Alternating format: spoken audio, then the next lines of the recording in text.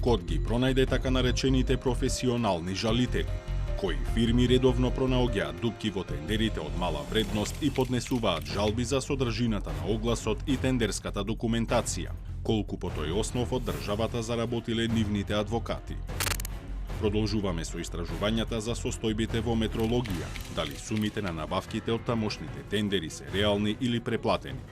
Компјутер по цена од 2700 евра, лабораториски уреди платени скапо со години фаќаат прашина.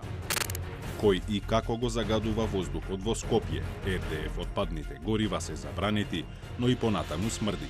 За сите влади назад, почнувајќи од претходниот систем па наваму, со овој проблем се занимаваат на парцијална основа и практично нудат решенија на лажичка.